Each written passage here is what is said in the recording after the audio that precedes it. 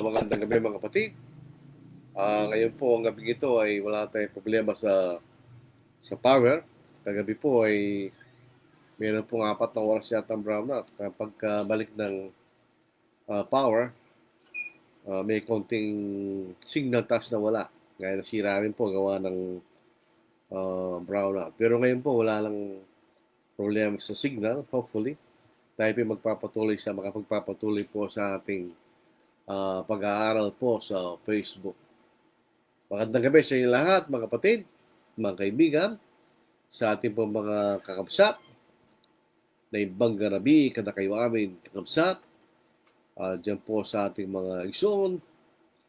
Maayong gabi sa inyong talan, mga igsoon, dito po sa lugar ng Bicol, Diyos marahay na banggi sa Intugabos, dyan sa Pangasinan, Masanto Sialabi, dito po sa may Carabao Island, meron po nakikinig ngayon si Brother Freddy Squadra, yung po makakaroon sa iglesia po sa Carabao Island, Maya da Gabi. Dito po sa amin, Maya Pabeki ako nga, kapatad at kareng makiramdam. So ating pong pag-aaral po sa gabing ito ay mahalaga. Ano po? Ito'y patungkol sa isang tao na very significant sa Biblia. Ito, siya po ang bahagi po sa plano ng Diyos sa pagliligtas sa tao. Ano po? Sapagkat sa kanya nanggaling ang ating Panginoon ayon sa laman. Siya lahi po ni Abraham. Ano po? So, siya po yung mahalagang karakter sa Biblia. Kung atin pong sasabi sa ganung paraan. Mahalaga po kanyang ginampalang bahagi sa kaligtasan na pinlano po ng Diyos. Isang bagay po ang makikita natin sa pag-aaral, mahalaga gawin natin isang practice sa ating pag-aaral at pangangaral na kung meron tayong paksa na pinag-aaralan, ay kailangan po may bigay natin yung kahulugan upang maayos po ang ating pagtatalakay at maliwanag po sa nakikinig. Ang ating pong paksa, ang pananampalataya ni Abraham, the faith of Abraham, ang pananampalataya ni Abraham. Isalitang pananampalataya, faith, pistis, ay meron pong ibang paraan na pagkagamit sa banal na kasulatan. The word faith is used in different ways in the scriptures. So ito, hindi ko mo alam basa natin pananampalataya, ay pare-pareho pagkagamit. Ito po inaayos sa konteksto. Ano po? So, mahalaga po talagang meron tayong matinding kaalaman at aplikasyon sa tinatawag nating context o konteksto. So, ang unang kahulugan ng salitang faith, the faith, sabihin ng ating pinaniniwalaan, ang nilalaman ng ating pinaniniwalaan, ang mga bagay na ating pinaniniwalaan, ay tinatawag na pananampalataya, the faith. Ito po ay halimbawa dito po sa Jude verse 3. Ano po? Ito ang sabi ni Judas. Hindi po ito si Judas Iscariote, ibang Judas ito. Ang pangalang Jude or Judas ay isang popular na pangalan. Actually, isa sa mga kapatid sa laman ng ating Panginoon ang pangalan ni Judas. At meron pang isang ibang apostol ng pangalan ni Judas, hindi po si Judas Iscariote. Ano po? Faith. Sabi nga po natin, ang nilalaman ng ating pananampalataya, mga bagay na ating pinaniniwalaan.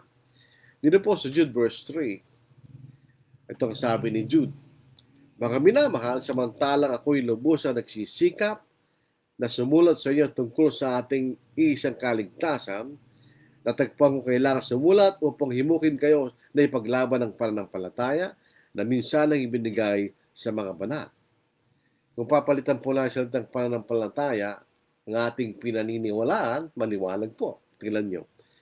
Natagpuan kong kailangan sumulat upang himukin kayo na ipaglaban ng ating pinaniniwalaan na minsan ang ibinigay sa mga banal. Maganda. Tama, sakto. Minsan ang pananampalataya ginagamit sa gayong paraan.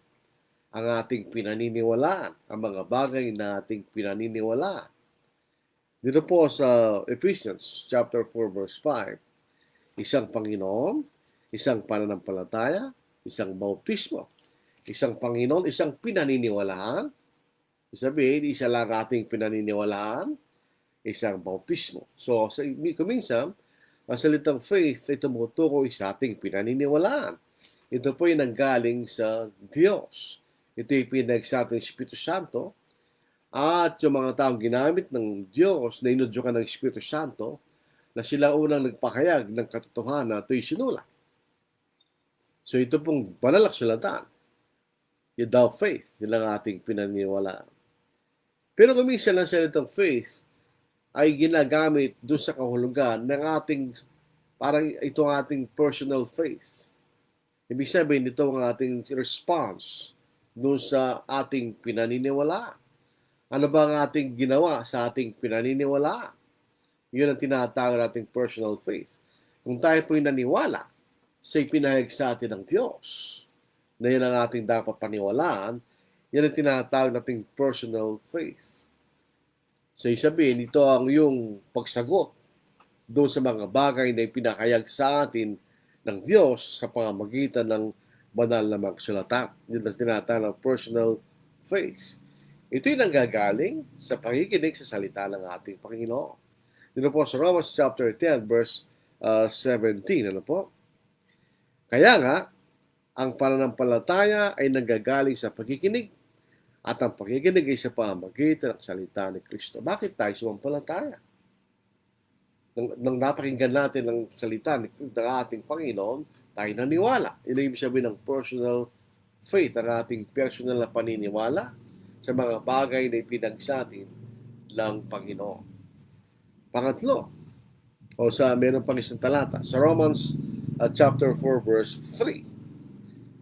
Sapagkat anong sinabi ng kasulatan? Sumampalataya si Abraham sa Diyos at yun ay binilang sa kanya na katwiran. Ibig sabihin, pinaniwalaan ni Abraham ang Diyos. Pinaniwalaan ni Abraham ang mga bagay na sinabi, pinagkutos sa kanya ng Diyos.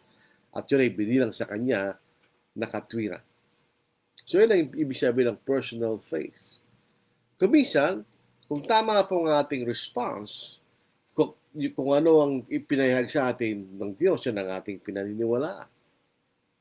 Pero kuminsan, yung mga bagay na ipinahayag sa atin ng Diyos, meron tayong hindi pinaniniwala. So, yun ay maling pananampalataya.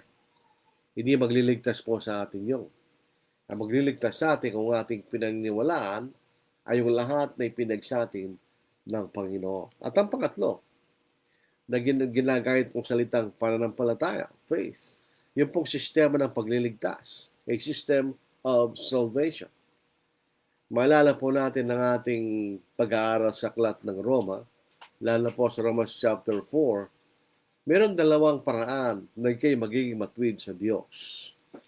Yung una ay sa pamagitan ng magawa. In other words, pag ikaw ay hindi nagkasala, at hindi ka nagkamali sa harapan ng Diyos, siyempre ikay matuwid na wala kang kasalanan. You are righteous.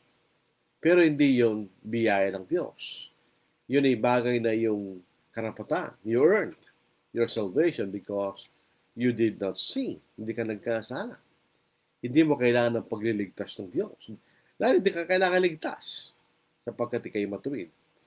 Pero ibig sabihin ng salvation by faith, ikaw ay naging matuwid hindi dahil sa hindi ka nagkasala, kundi dahil kay pinatawad ng Diyos. You're forgiven by God.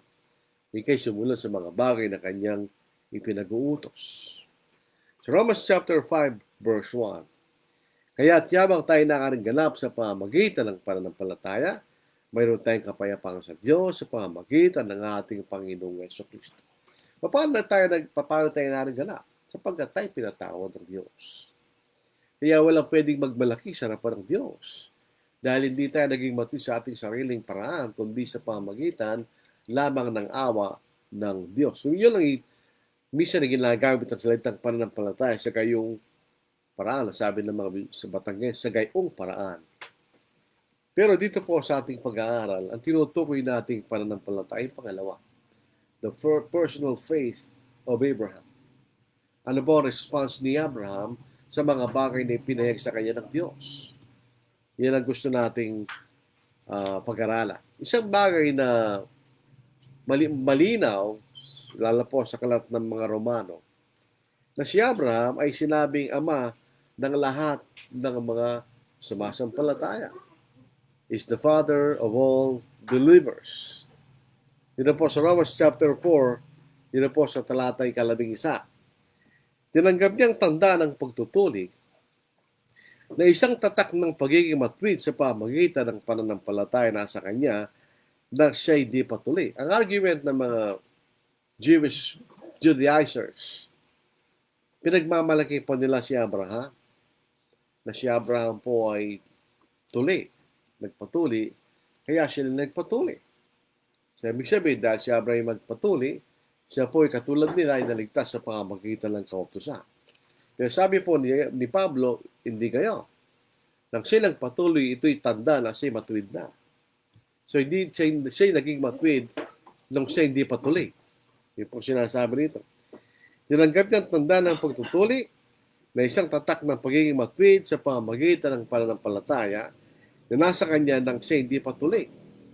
Ang layunin niyo upang siya maging ama ng mga sumasampalataya, bagaman siya hindi tuloy at upang ang pagiging matuwid ay may bilang din sa kanila. Ang ating amang si Abraham ay naging matuwid nung hindi pa siya tuloy.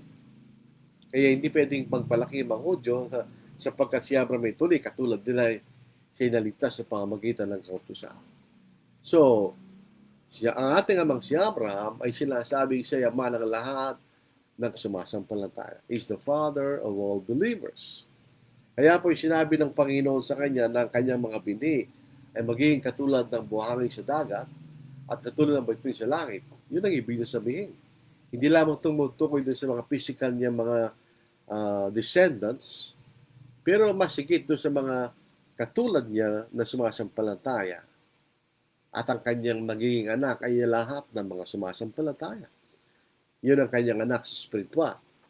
So tayo po ay tinatawag na anak ni Abraham dahil tayo katulad niya ay sumasampalataya. So paano ang kanyang pananampalataya?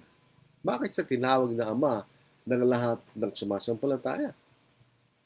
Para kayo tawagin ang ama ng sumasampalataya, ay ibig sabihin, merong isang bagay na hindi pangkaraniwan sa iyong pananampalataya. Kaya kayo naging ama ng lahat ng sumasampalataya. Yun pong makikita natin ang pag-aaral na ito. May meron pa isang kahalagahan. Yung bang pananampalataya na sinasabing nagliligtas ay sa pamagitan ng pananampalataya lamang at walang kaakibat na pagsunod. Yun po yung mahalaga sapagkat mahorya ng mga denominasyon, sila'y naniniwala na ikay maliligtas sa pamamagitan ng pananampalataya lamang at hindi mo kailangan ng pagsunod para ikay maligtas. Tingnan nga po natin, ganun ba ang pananampalataya ni Abraham? Unang bagay na makikita natin sa pananampalataya ni Abraham, ang pananampalataya po ni Abraham ay may lubusang pagtitiwala sa Diyos.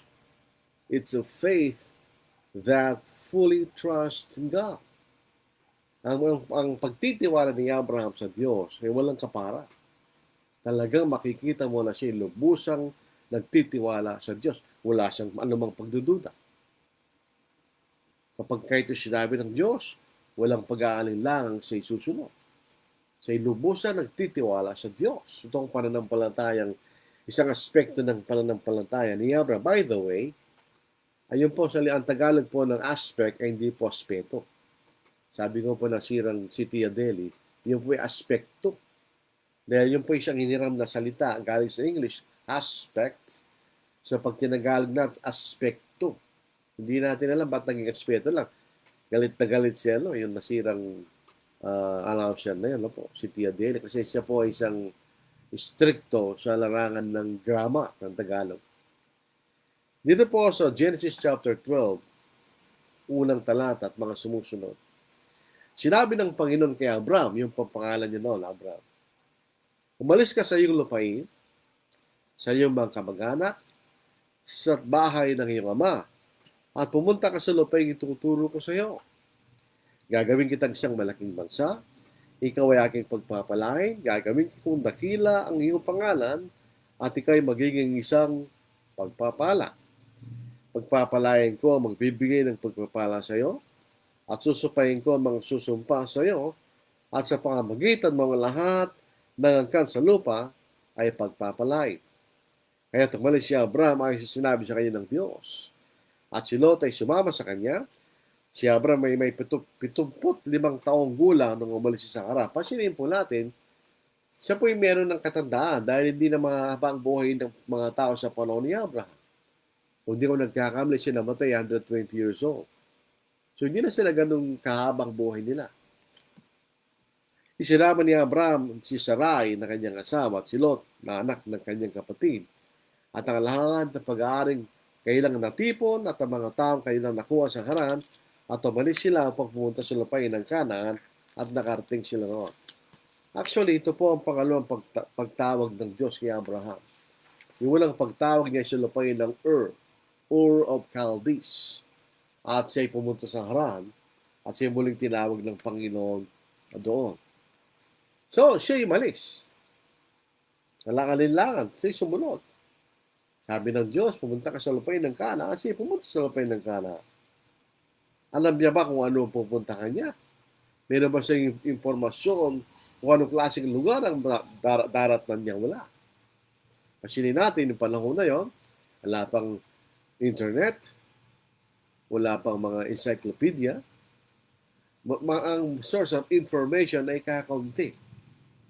So wala siyang alam kung saan siya pupunta. Ito yung maliwanag na ipinakilala sa atin sa Hebrews chapter 11 verse 8. Pasinin natin, itong taong ito, hindi natin alam kung kailan at saan niya nakilalang Diyos. Wala sinasabi sa atin. Nung mababasa natin sa Acts at saka sa Genesis 12, kilala na niyang Diyos. Pero ang mga lupaing pinanggalingan ni Abraham, may mga taong sumasamba sa mga Diyos-Diyosan. So obviously, once upon a time, si Abraham ay sumasamba sa mga Diyos-Diyosan. Pero minto siyang sumasama sa mga Diyos-Diyosan at siya'y sumamba sa tunay na Diyos. Dito po sa Hebrews chapter 11 verse 8. Sa pananampalataya si Abraham nang tawagin ay sumunod upang pumunta sa isang lugar na kanyang tatanggapin bilang pamana. Pero personally, hindi niya tinanggap yun. Kundi sa isang lahi na nanggaling sa kanya, bansang Israel. At siya'y pumunta na hindi nalalaman ang kanyang pupuntahan. Napakahirap na yun. Dadali mo yung mga pag-aari at pupunta ka sa isang lugar na wala kang alam at wala kang idea kung anong daratan mo. Pero yun ang lubusang pagtitiwala ni Abraham sa Diyos. Kahit hindi niya alam ang pupuntahan niya, pumunta siya ron. Walang pag-aalala. No question asked. Walang pagdududa. Dito po sa Hebrews chapter 11 verse 7.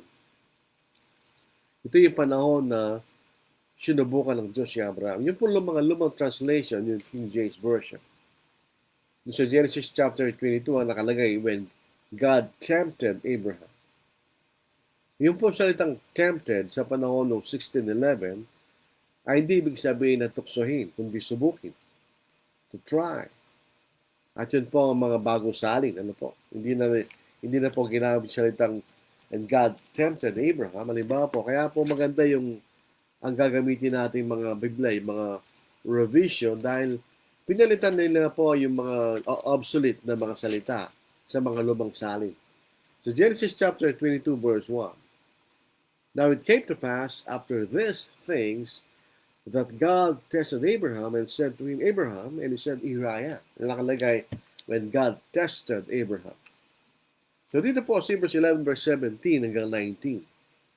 Tingnan po niyo ang kaisipan ni Abraham. Pasinin po natin. Sa Genesis chapter 22 verse 1, sabi niya, iyain mo yung bugto ng masisa.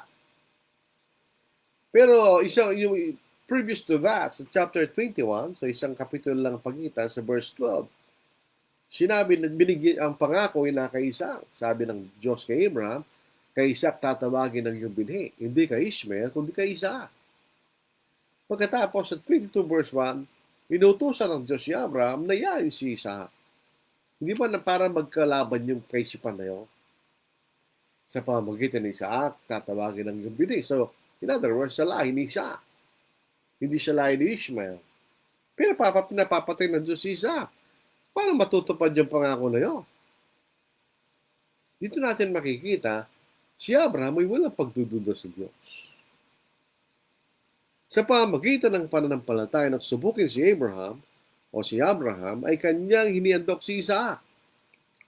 Siya na tumanggap ng mga pangako ay handang maghandog ng kanyang bugtong na anak. Pinangakuan si Abraham sa pamagitan ng anak si Isaac ay tatawagin ng ibinihi. Pero ngayon ay pinaahi ng Diyos si Isaac. Na tungkol sa kanya sinabi kay Isaac ay tatawagin ng ibinihi. Ito'y quotation sa Genesis chapter 22 verse 21 verse 12. Itinuring niya na maging mula sa mga patay ay maaaring buhay ng Diyos ang isang tao at sa matalinhagang pananalita siya'y muli niyang tinanggap. Ito ba'y isang bagay na ipinaisip sa kanya ng Diyos? O ito'y dahil isang bunga ng kanyang matinding pagtitiwala sa Diyos at sa kanyang kapangyarihan? Kaya di nag-aalala si Abraham. Sa kanyang kaisipan, inisip ni Abraham, kahit mamatay ang aking anak na si Isaac, kaya buhay ng Diyos. No problem kanya. Hindi sinungaling ang Diyos. Totoo pa rin yung kanyang pangako. Kita niyo po matinding pagtitiwala ni Abraham sa Diyos. Sa Genesis chapter 32 verse 6 hanggang dito po sa verse 13. Ano po? At kinuha ni Abraham ang kahoy ng handog na susunugin at ipinasan kay Isaac na kanyang anak. Dinala niya sa kanyang kamay ang apoy at ang patalim at sila'y umalis na magkasama. Nagsalita si Isaac kay Abraham o kay Abraham na kanyang ama ko. At kanyang sinabi, narito ko anak. Sinabi niya, narito ang apoy at ang kahoy. Ngunit nasaan ang korderong handog na susunugin? Si Abraham alam niya si Isaac ang handog. Ala kaya naramdam si Abraham nung tanong ni ng kanyang anak, Ama, nandito ang mga kahoy. Nasaan ang handog na susunugin? Pero ang kanyang anak, ang kanyang papatayin. Dito po sa verse 8. Kaya sinabi ni Abraham, ako anak ko, ang Diyos ang magkakalob ng korderong handog na susunugin. At sila'y umalis na magkasama. Ito ba'y pinahayag sa kanya ng Diyos? Hindi. Ito'y galing sa kanyang kaisipan. Sa verse 12, nung talagang papatayin na ni Abraham ang kanyang anak, may isang nagsalita sa kanya. At sa kanya sinabi, huwag mong saktan ng anak, huwag mong sasaktan ng bata, o gawan man siya ng mas anuman. Sapagkat ngayon, inilalaman ko na ikaw ay may takot sa Diyos. At hindi mo pinagkaisakin ng iyong anak ay yung kaisa-isang anak. Kaya tumingin si Abraham at nakita niya ang isang tupang lalaki sa likuran niya na mga sungay sumabit sa mga tinik. Lumapit si Abraham at kinuhang tupa at siya giniali ng handog susunugin kapalit ng kanyang anak. Kasi niya walang talagang pagdududa sa kaisipan ni Abraham. Makita pa rin natin. Nang si Abraham po ay maging anak niya si Isaac, may isang taon yung nagkakamali. At ang si Sarah ay 90 years old. Ang 90 years old noon at 90 years old ngayon pareho lang ng babae. Ito'y lampas na sa ugali ng mga babae. In other words, menopause na po yun. Hindi na sila nagkakaroon ng binhi. So, hindi na magkakaanak. Pero walang pagdududa si Abraham. Nang sabihin ni Abraham ng Diyos kay Abraham sa takdang panahon kanya, ay magkakaroon ng anak sa pamamagitan ni Sarah. Pero siya matanda na, no? Kaya nga si Sarah ay tumawa. Kung kailan ako tumanda, kanya ay magkakaroon ako ng kasiyahan. Dito po sa Hebrews, chapter 11, verses 11 to 12. Sa pananampalataya, maging si Sarah, na isang baog, so hindi nagkakaanak, ay tamanggap ng kakayahang magkakanak, bagamat lipas na sa tamang gulang, palibasa itunuring niyang tapat ang nangako.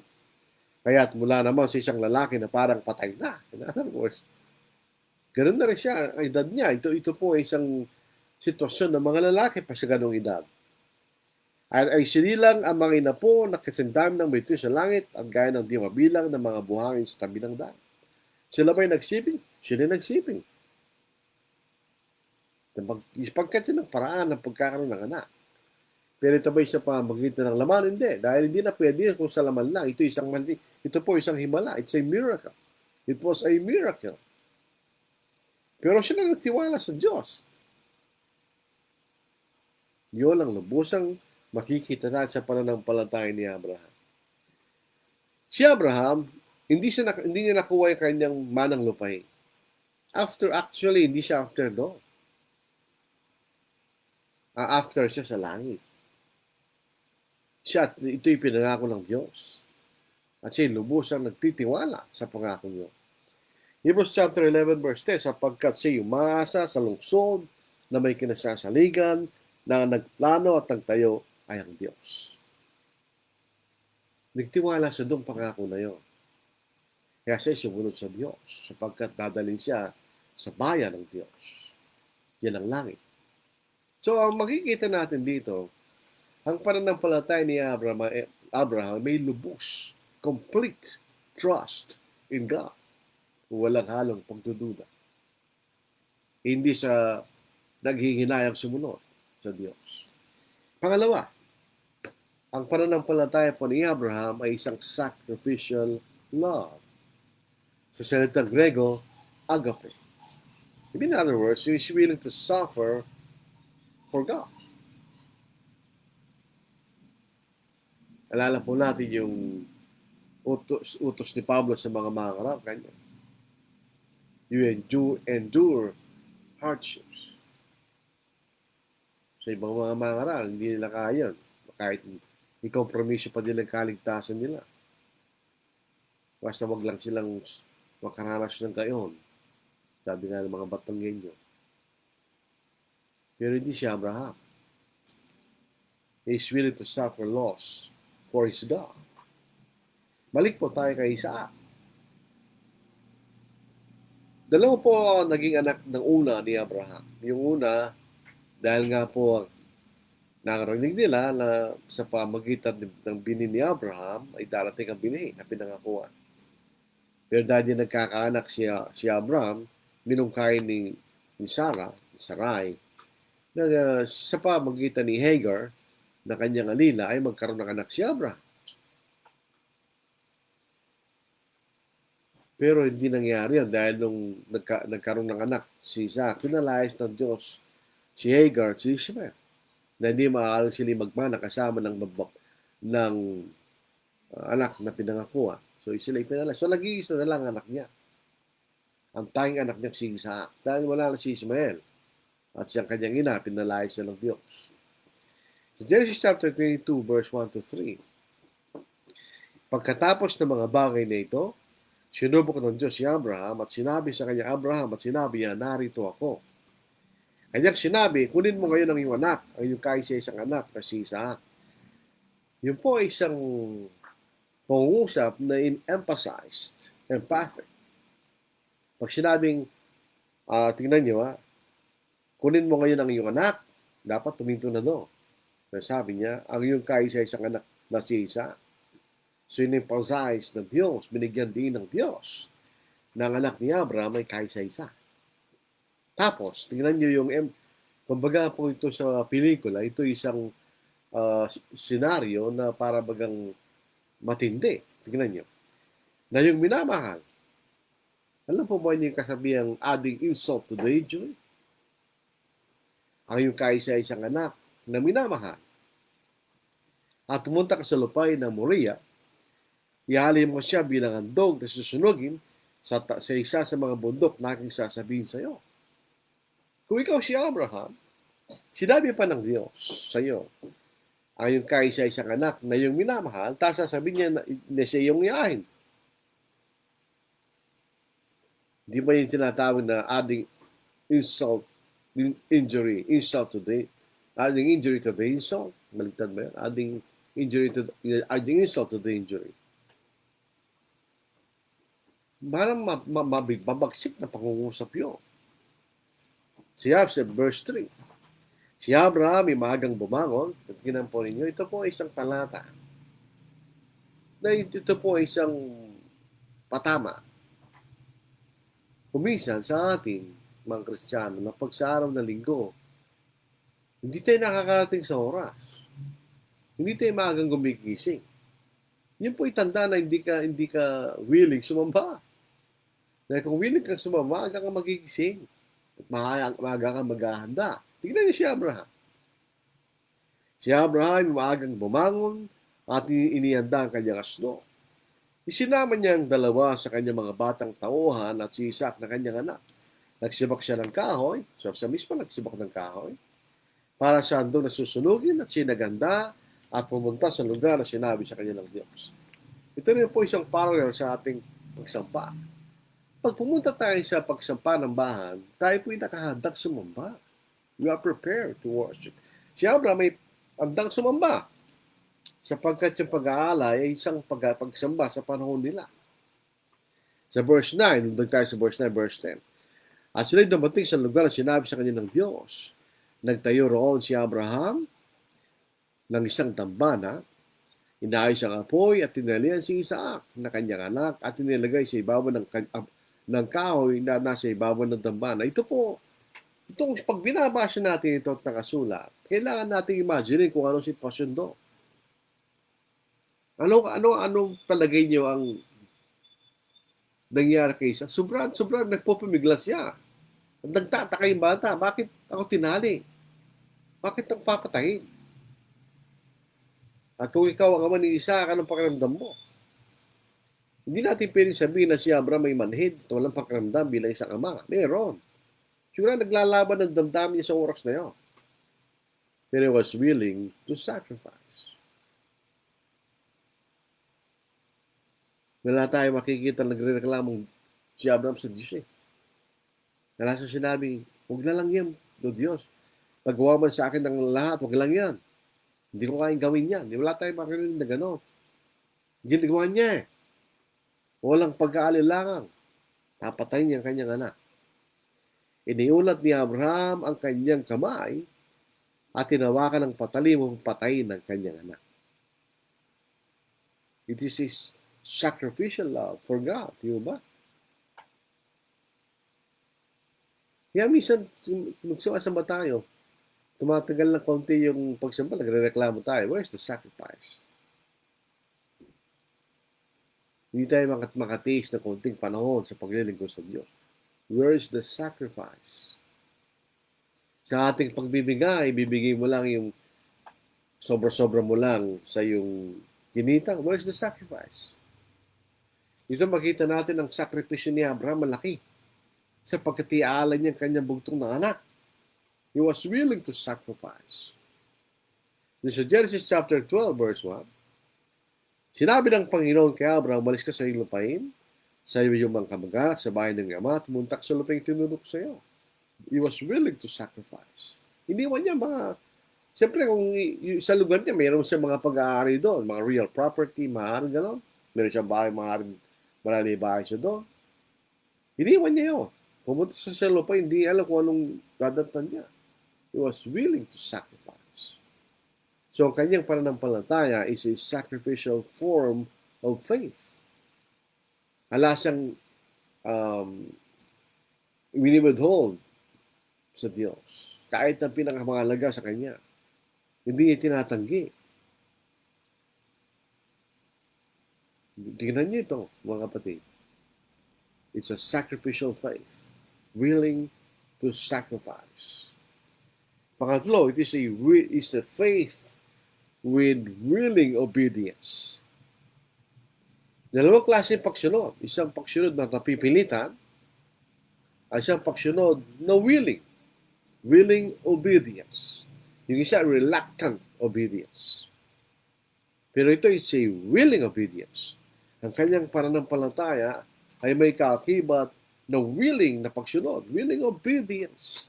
There is no hesitancy in Abraham in obeying God. Hindi siya nag-aatubiling sumunod sa Diyos. He did not respond against God, nor answer against Him. Hindi siya sumagot sa Diyos. At siya'y lumalaban sa mga pinag-uutos ng Diyos. Puputi pa si Pablo. Nung siya bago mabautismuhan, sabi ni Ananias, ano pang hinihintay mo ganyan? Bakit ka tumitigil? Why are you hesitant? Pero si Abraham, wala tayong makikitang gayon. He was always willing to obey God. Dito po sa Genesis chapter 22, ulitin natin. Pagkatapos ng mga bagay nito, sinubok ng Diyos si Abraham.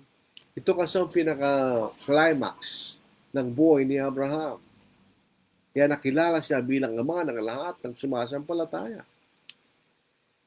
Pagkatapos ng mga bagay nito, sinubok ng Diyos si Abraham at sinabi sa kanya, Abraham, at sinabi niya, narito ako.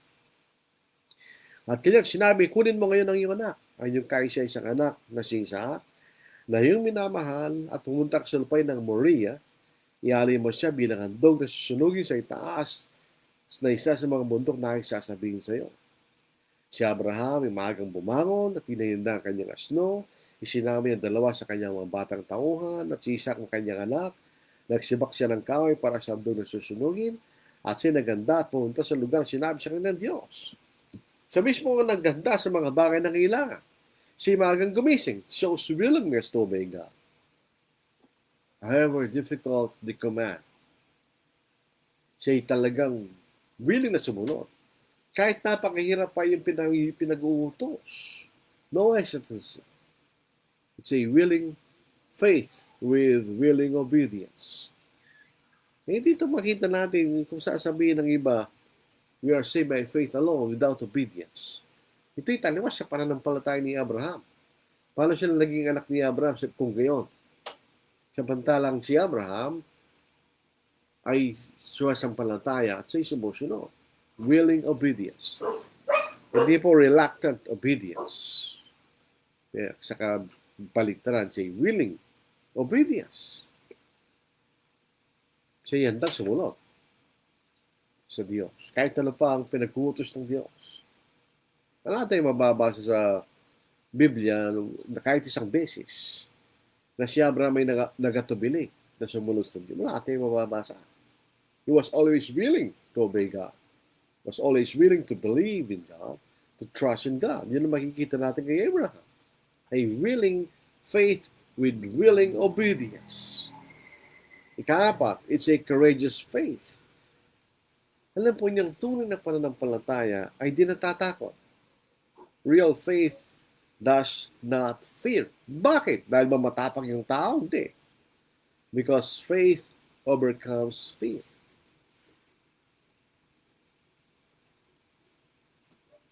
Makikita po natin, sabi ng isang kapatid, ang kapayapaan ng isang Kristiyano ay ang kawalang takot sa gitna ng panganib. Nilarawan niya na isang Kristiyano ay nasa gitna ng isang malakas na unos at siya natatakot, pero ang kanyang takot ay natatalo ng kanyang pananampalataya. Faith overcomes fear. Kaya kung tayo po ay natatakot, wala tayong pananampalataya. Dito po sa Psalm, sa 23 awit, sa 4 na talata. Bagaman ako'y lumakad sa libis ng lilim ng kamatayan, wala akong katakutang kasamaan sapagkat ikaw ay kasama ko. Ang iyong pamano at ang iyong tungkod, inaaliw ako ng mga ito. In other words, nang inaaliw, ang iyong pamano at tungkod ang may proteksyon sa akin kanya. So there is no fear kapag masampalataya, pag sumasampalataya po tayo sa Diyos. Kapag kay sinasabi Kristiyano at natatakot ka, abay, parang wala kang pananampalataya sa Diyos. So, hindi naman sabi, suicidal tayo din naman. Pero hindi tayo, ang ating pananampalataya ang lumalaban at tumatalo sa ating takot. Si Pablo, mayroon din kayong klaseng pananampalataya. Sa Acts chapter 20 verse 24, ngunit hindi ko itinutuloy ang aking buhay na mahalaga sa aking sarili upang maganap ko lamang ang aking katungkulan at ang ministeryo na tinanggap ko sa Panginoong Yesus na magpatotoo sa magandang balita ng biyaya ng Diyos. Ang context po nito, pinagbabawalan siya ng mga elders sa Ephesus na wag nang tumuloy. Dahil nga po sa pangalan naghihintay sa kanya. Hindi siya nakinig. Tumuloy pa rin siya. So sa tunay na pananampalataya ay walang takot. Gayon ang pananampalataya ni Abraham. Isang matapang na pananampalataya. Balik tayo doon sa akin ni Isaac. Hindi ba katapangan na patayin mo sarili mo, anak? Mahirap gawin po yun. Sa Genesis chapter 22 verse 9, si Abraham ba'y nagpakita ng takot na patayin ang kanyang anak? Wala. Actually, dumating sa lugar na sinabi sa kanya ng Diyos. Nagtayo roon si Abraham ng isang dambana, inayos ang kahoy, tinilan si Isaac na kanyang anak, at inilagay sa ibabaw ng kahoy na nasa ibabaw ng dambana. Iniulat ni Abraham ang kanyang kamay at tinawakan ng patalim patayin ng kanyang anak. Mahirap gawin nyo sa iyong anak.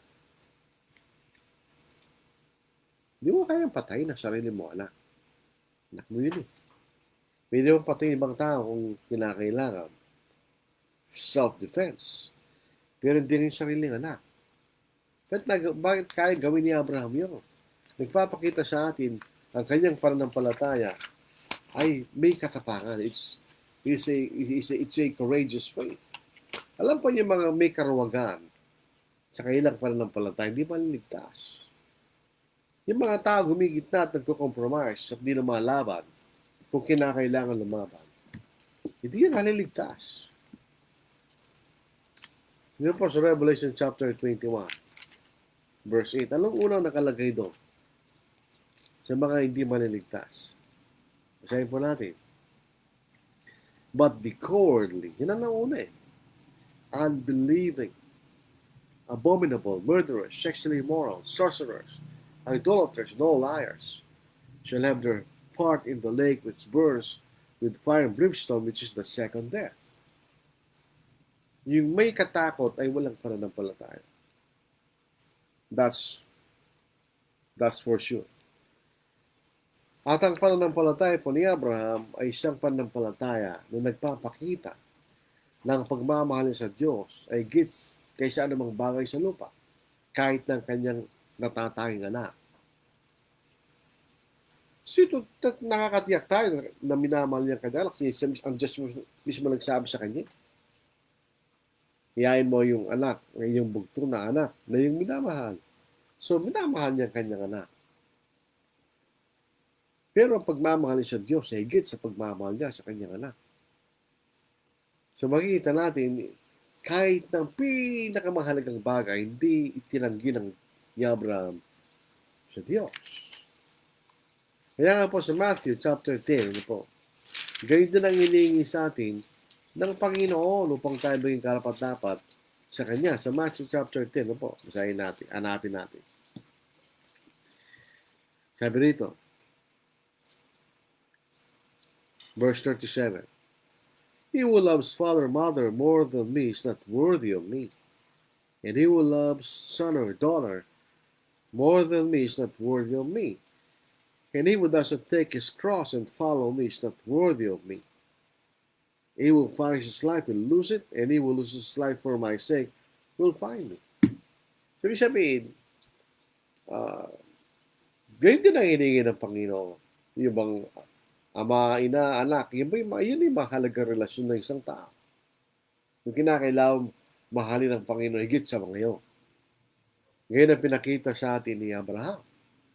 Isang pananampalataya na nagpapakita ng kanyang pagmamahal sa Diyos sa higit sa lahat, anumang bagay sa lupa. Tignan niyo ang pananampalataya niya. Naalala po natin yung mayamang maraming pag-aari.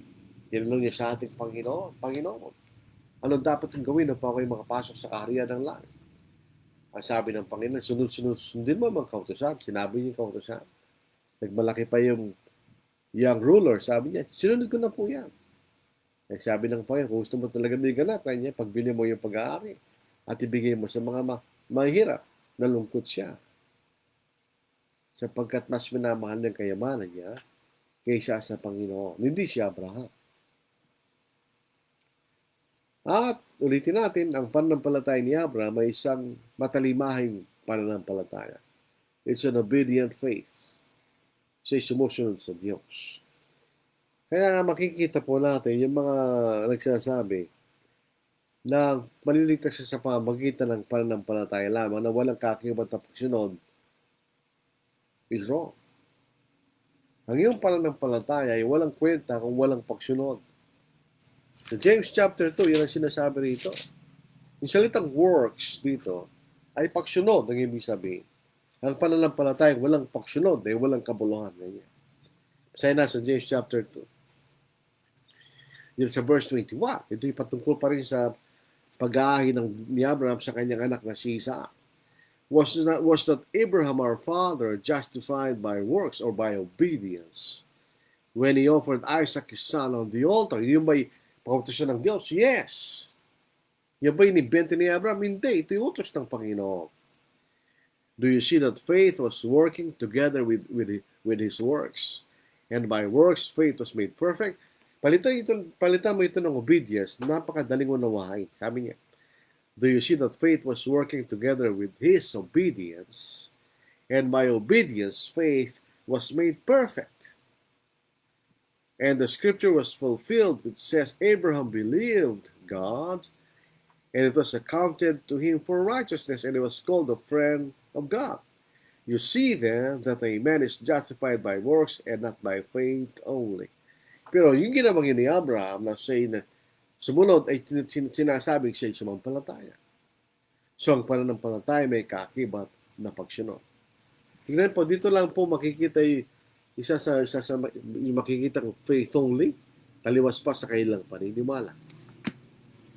So dito po, Hebrews chapter 11 verse 8, sa pananampalataya si Abraham, nang tawagin ay sumunod upang pumunta sa isang lugar na kanyang tatanggapin bilang pamana, at siya pumunta na hindi nalalaman ang kanyang pupuntahan. By faith, Abraham, when he was called, obeyed. By faith, obeyed. Ganyan. By faith, obeyed. Sa Hebrews chapter 11, makilang mababasa natin. By faith, Noah obeyed. Ganyan. So, nagliligtas sa pananampalataya ay may kaakibat na pagsunod. Ang atang pananampalataya ni Abraham looks toward heaven. Wala sa siyang libutang ito ang pananampalataya ni Abraham. Alam niyo, pinangakuan siya ng Diyos na ibibigay kong lupain na ito sa'yo, tapos hindi man niya tinanggap. Pwede na siya bumalik sa pinanggalingan niya. Hindi siya bumalik. Yun po sa Hebrews chapter 11, 14 to verse 16. Sapagkat ang mga nagsasabi ng gayong mga bagay ay nagpapakilalang sila'y nag-aahanap ng sariling bayan. Kung kailang naalala ang kailang pinanggalingan, nagkaroon na sana sila ng pagkakataong makabalik. Ngunit sila'y nagnanais ng isa higit na mabuting lupain sa mga tidayang makalangit. Kaya't ang Diyos ay hindi nahiyang tawagin Diyos nila sapagkat kanyang ipinaganda sila ng isang lungsod. We look for a city, a heavenly city. Yun, doon nakatuon ang pananampalataya ni Abraham. His faith looks toward heaven. Doon niya gustong makarating. Doon sa langit. Ngayon din ba ang ating pananampalataya? Marami mga kapatid na sinasabi sila may pananampalataya. Pero iba yung focus nila, hindi sa langit. May nagsasabi na tumatanda na tayo, kailangan tayo mag-enjoy. Hindi kayo. Tumatanda ka na, kailangan mo ng handang sarili mo sa iyong kamatayan upang kayo maligtas. Ang prinsipyo yon, mamamatay tayo, kaya tayo ay magpakasaya, ay prinsipyo ng sanglibutan. Sa 1 Corinthians chapter 15, basahin natin. Ito po ang ating makikita. Dito po sa verse 32, 1 Corinthians.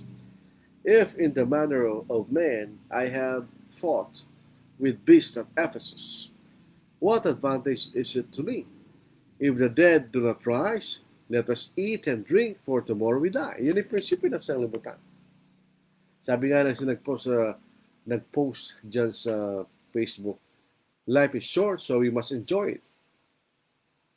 Pero sabi niya, life is short, so you must be prepared for heaven. Yung pangalawang, ang tama. Yung unang mali. So dito po sa yung binasa natin, he was looking for a city, a heavenly country. Yun ang langit. Hindi sa lupa. Abraham's faith looks forward to his Savior. Tanda natin, pinangakuan siya. Doon sa Genesis chapter 22, verse 16 hanggang verse 18. At sinabi niya, sumumpa ako sa aking sarili, wika ng Panginoon, sapagkat ginawa mo ito at hindi mo ipinagkait sa akin ang iyong anak, ang iyong kaisa-isang anak.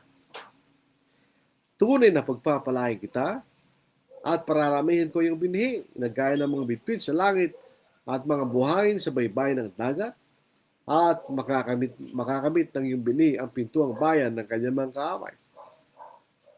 At sa pamagitan ng iyong binhi ay pagpapalain ng lahat ng bansa sa lupa sapagkat sinunod mo aking tinig. Sino ba yung binhi na yon na magagaling kay Abraham? Yan ang ating Panginoon. He was looking forward to His Savior. Doon po sa Galatians 3:16, maliwanag po yung pinangakong binhi. Ngayon, ang mga pangako ginawa kay Abraham at sa kanyang binhi, hindi sinasabi at sa mga binhi na tungkol sa marami, kundi tungkol sa isa at sa iyong binhi na si Kristo. He looks forward to His Savior. Nung ating Panginoon po ay nasa lupa, binanggit niya si Abraham. At ipinagtaka ng mga Hudyo kausap niya. Wala ka pa kanyang 70 taon at nakita mo na si Abraham na namatay na ilang dang taon bago siya tumatay. O maaaring 1,000 taon pa. Dito po sa John chapter 8, verse 56. Nagalak ang iyong amang si Abraham na makita niya aking araw, nakita niya ito at siya nagalak. Siya nagalak sa pagdating ng ating Panginoon sapagkat yun ang magpapala sa lahat ng mga bansa kasama si Abraham. Siya magliligtas kay Abraham. So siya nagalak sa pagdating ng kanyang tagapag. Hinihintay niya yun. Ang pagkakaiba natin kay Abraham at ng mga tao sa Old Testament, ang kailang pananampalataya ay nakatuon sa isang bagay hindi pa nangyari. Their faith looks forward for a promise. Ang ating pananampalataya looks to a fact. Ang ating pananampalataya ay nakabase sa mga bagay na nangyari na. Ang pananampalataya ng mga tao sa Old Testament, katulad si Abraham, is based on a promise. Hindi pa nangyari. So, papasin natin kung totoo siya, mas malaki ang pananampalataya nila kaysa sa atin. Katulad ng sinabi ng ating Panginoon kay Thomas Didymus, ikay sumampal dahil nakakita ka kanya. Papapalad niya hindi nakita, ngunit sumasampalataya, yun tayo. Hindi natin nakita ang Panginoon. Hindi natin nakita ang butas sa tagiliran niya. Pero tayo sumasampalataya. Ganun din si Abraham. He was looking forward to his Savior. Tayo ba ganun din? Are we looking forward to meeting our Savior? Tayo ba naghihintay sa kanyang pagdating? Si Abraham, sabi ng Panginoon, nakita ng iyong amang si Abraham ang aking mga araw, nakita niya ito at nagala. Ganyan din ba tayo? Looking forward for the coming of the Lord. Nakapagtataka lang po, mga kapatid, na sa mga tao, natatakot sila sa pagdating ng Panginoon. Titingnan po niyo si Apostle Paul sa 2 Timothy chapter 4. Ito po ng ating mababasa. Sabi dito. Verse 8. Finally, there is laid up for me the crown of righteousness, which the Lord, the righteous judge, will give to me on that day, and not to me only, but also to all who have loved His appearing. And they look forward for the coming of the Lord. Yung iba, hindi. Naalala ko yung dumating yung taong 2000, nagkatakot-takot ang mga tao noon. Kapag dumating na yung Panginoon, bakit sila tatakot? Tayo, we look forward for the coming of the Lord. Panghuli, ang pananampalataya ni Abraham was a repentant faith. So, ito yung pananampalataya na willing magsisi pag nagkasala. Sabi nga ni Brother Ron Halbrook, minsan si Brother Ron medyo nagpapatawa. Sabi niya, the most difficult thing to say is, hindi mabanggit siya, I'm sorry. Ang mga ganun pa kasi, pag sinasabi niya yun eh. Mapapansin natin, baka inisip natin to si Abraham was perfect at di siya nagkamali kahit minsan wrong. Katulad natin, si Abraham ay meron din kahinaan. Kumisan siya dinadaloy ng takot, bagamat meron siyang pananampalataya. Dalang beses siyang sinabi, actually, yung unang pagkakataon, si Sarah nagsabi, sabihin mo sa kanya, ikaw ay aking kapatid. Na sa totohanan, siya kalahating kapatid ni Abraham. Half-sister na si Sarah o si Sarai. Pero nagsinungaling pa rin siya. Half-truth is a lie. Dalang beses siya nagsinungaling. So Genesis 12 verse 11 to 13. Nang siya malapit na sa Egypto, sinabi niya kay Sarai na kanyang asawa, alam mo ikaw isang babae maganda sa paningin. At kapag nakita ka ng mga Hipsyo, ay kailang sasabihin, ito'y kanyang asawa. At ako'y kanilang papatayin, subalit aayaan kanilang mabuhay. Sabihin mo, ikaw ay aking kapatid upang ako'y mapabuti dahil sa iyo. At upang ang buhay ko'y makaligtas dahil sa iyo. Meron isang awit. Si Andrew Iban, umanap ka ng pangit. Siguro natatakot siya sa maganda. Eh si Abraham, maganda si Sarai. Pero natatakot siyang patayin siya para makuha din si Sarai. So nagsinungaling si Abraham. Ang pangalang pagkakataon sa Genesis chapter 20 verse 2. Nang sila pumunta sa Gerar at nakita na si Abimelech. Sinabi ni Abraham tungkol kay Sarah na kanyang asawa, siya aking kapatid. At si Abimelech na hari sa Gerar ay nagpasugo at kinuha si Sarah. Dalawang beses yun. Wala naman sinabing pinatawag siya ng Diyos. By necessary for us. Ito yung Genesis chapter 20. Dahil sa Genesis 21 verse 12, pinangakuha siya ng Diyos. Sa ibini kanya sa Isaac tatawagin niyang bini. So pinatawag siya ng Diyos. So siya nagsisi sa harapan ng Diyos sa kanyang pagkakamali. By necessary inference, siya nagsisi. So si Abraham ay hindi naging matuwid sa sarili niyang dahil di siya nagkamali at nagkasala doon. Katulad natin, siya ay naging matuwid dahil pinatawag siya ng Diyos sa pamamagitan ng ating Panginoong Jesucristo. Minsan meron tayong ganung pagtingin na kung tayo ito na sumasampalataya, hindi tayo magkakasala. Hindi, walang ganon. Lahat ng mga tao nagkasala, kay Kristiyano sila, kay hindi. Kapag sabi nga po ni Apostle John, kung sinasabi natin tayo walang kasalanan, sinungaling tayo kanya. At walang katuloy wala sa atin. At kung sinasabi, hindi ako nagkasala kanya, ginagawa natin sinungaling siya. Bakit? Dahil sinabi niya, lahat ng mga tayo nagkasala. Pero kung tayo ipapahig natin ng ating mga kasalanan, tapat siya na tayo patatawarin kanya. So ito, makita natin ay nangyari kay Abraham. Bakit niya gusto ipagkaila si Sarai ay kanyang asawa? Natatakot siya. So pagkakataon na yon, ang kanyang pananampalataya ay may kakulangan. Kaya natatakot siya. Pero gayon pa man, siya pa rin ay ama ng lahat ng sumasampalataya. So mapapasin po natin dito, magkakabit talaga ang pananampalataya at pagsunod. At ang pagsunod ay ang pagpapakilala na ikay talaga yung sumasampalataya. Nung nabaptize yung jailor, doon niya pinakita na siya sumasampalataya. At doon pa lang siya naligtas. Tingnan niyo yung jailor, kung ano yung pagka-construction ng salita na po sa Acts chapter 16. Tingnan natin. Parang perfect tense. Ito, tingnan po natin. Yung jailor, sabi dito. Verse 34, pagkatapos na nabaptize, Now when he had brought them into his house, ito yung pagkatapos na nabaptize mo sila sa ating gabi, he set food before them and he rejoiced, having believed. Yun po ay perfect tense. Having believed. So ito isang bagay na nangyari sa nakaraan. This is a thing that happened in the past and continues to the present. So nung siya nabaptize, doon niya pinakita na siya sumampalataya. Hindi katulad na sinasabi ng siya sumampalataya, ligtas na at bilang katunayan ligtas ka na, ay nagpabaptize. Hindi. When he was baptized, he was showing his faith. At doon pa lang siya niligtas ng Diyos.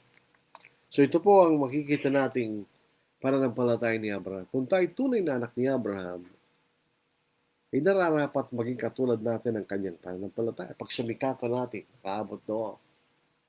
Sapagkat si Abraham ay katulad nating tao. At kung posible kay Abraham, posible rin sa atin. Tayo ba'y kasamang tagapagmana ng pangako? Are we heirs of the promise?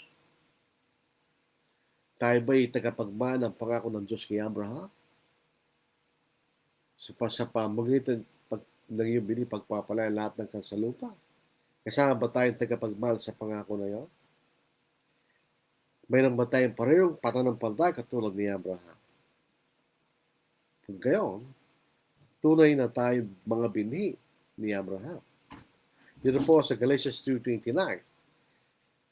At kung kayo kay Kristo, tayo kay Kristiyano, kailan tayo napunta kay Kristo? Nung tayo nabautismo. Kayo nga yung mga binhi ni Abraham na tagapagmana ayon sa pangako.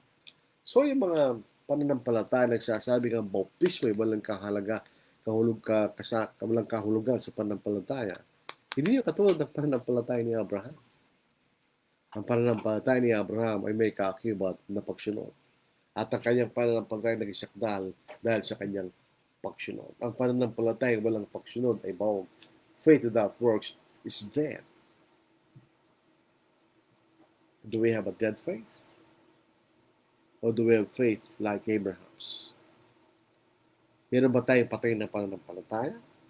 O pananampalataya katulad ng ating amang si Abraham? Kung kayo po hindi pa mga Kristiyano, tingnan nyo sa ating amang si Abraham. Kailangan tayo matalimain. We should have willing obedience. We should fully trust in God. We are willing to sacrifice ng ating pagmamahal sa Diyos higit sa lahat ng mga bagay. That's the saving faith. Katulad ng pananampalataya ni Abraham. So ito pong ating pag-aaral sa gabing ito. Naway nakatulong po ito na tumibay ang ating pananampalataya. At kung di po tayo Christian, naway tumibay ang ating willingness to obey the gospel in water baptism. So kung kayo po ay nagnanasa maligtas, kami po ay inyong makipag-unayan po sa amin at kayo tutulungan namin upang kayo maligtas. Maraming salamat sa inyong pakikinig at panonood sa ating pag-aaral po sa gabing ito. Arnold Tosilo, magandang gabi po sa lahat na nakikinig. Old John Ocampo, ito po mga taong ito ay kapatid na ito ay wala sa Pilipinas. Good evening po. Freddy Squadra, ito po ang ating kapatid na nangangaral sa malayong isla ng Carabao Island. Magandang gabi po, brother. Samuel Graneta. Good evening to all the listening brethren. God bless everyone. Rufert, good evening po. Julie Divine Albano Notarte, watching from Digo City, Davao del Sur. Roy Bebs Capili, good evening po. Nakikinig kayo. Kennedy Piligambol, good evening po sa lahat. Medic Canono, magandang gabi po sa ating lahat, mga kapatid. June Bautista, hello to all. Hello to all. Leonito Torreliza, na ibang gabi, kakapsat. Ibig sabihin po, magandang gabi sa mga kapatid. Dante P. Floresca, good evening po. Rodelio, Laino, Talaaugon, maayong gabi po. Gabi po. Ton Jr. Pinantao, good evening brother, watching in Salab, Magpet, North Cotabato. God bless you. Tapos may isang comment, walang tanong. Tunay na si Abraham yaman ng nating lahat. Sa Romans 4:16, ang kanyang pananampalataya at ang kanyang magawa ay inaproba ng Diyos. Santiago, ikalawang kabanata, talatang 21 hanggang sa 24. Kung kaya natin sundin ang kanyang mabuting halimbawa, maaari tayo maging kaibigan ng Diyos. Amen. Tinawag siyang kaibigan ng Diyos. He was called a friend of God. So tayo ba'y kaibigan ng Diyos? Sa po ni Brother Leonito Toraliza. Ito po ay isang kapatid. Bagamat may konting tanda sa akin, no po, pero magkakasabay po kami na pati kapatid si Romeo Toraliza. Palagi kami nasa Baguio City noon, nung kami bago parang nangangaral at nagikinig sa mga kapatid na nagtuturo doon. Usually, mga kapatid na Amerikano. Nung pala si Jim Porbo, nakinig kami sa kanya. Later on, si Brother Jim McDonald, uh, Kenneth Marsh Sr. na subakabilang buhay na, at iba-iba pong mga mangarap. Salamat, brother, sa pagtuturo tungkol kay Abraham. Ganda-ganda naman ang aking kalam. Maraming salamat din sa iyo, Brad, na sa iyong matyagang pakikinig. Yung pong awit na yan po ay inawit ng isang tao may pananampalataya sa Diyos. Yun po yung sasahin ng isang ama na namatay yung tatlo niyang anak at ang nag-survive lamang yung asawa niya. Pagkatapos siya matanggap po yung cablegram, no? Wala pa telegrama, no? Sinulat pa yung lyrics ko. Roy Bibbs Kapili, John 15 verse 14, Ye are my friends, if ye do whatsoever I command you. Yun po sabi ni Jesus. Kaya hindi lang po faith, need natin sumunod at pagtiwala. Yun po pagsunod ay kasama sa ating pananampalataya. Hindi tayo pwedeng sabihin sumasampalataya na walang pagsunod. Kaya po yung say by faith alone, wala po sa Biblia. Kawawa naman po yung mga naniniwala doon na sila'y maniligtas sa yung gayong pangalan. Hindi sila maniligtas. We are saved by faith with obedience. So maraming salamat po sa inyong pakikinig, sa ating panunood, sa ating pag-aaral. Meron po tayong kasabay na pag-aaral sa 8 rin po ng gabi, kaya lang Zoom. Ano po. Ibang klaseng arrangement po yun. Kayo pwede mag-participate dahil parang ito yung conference.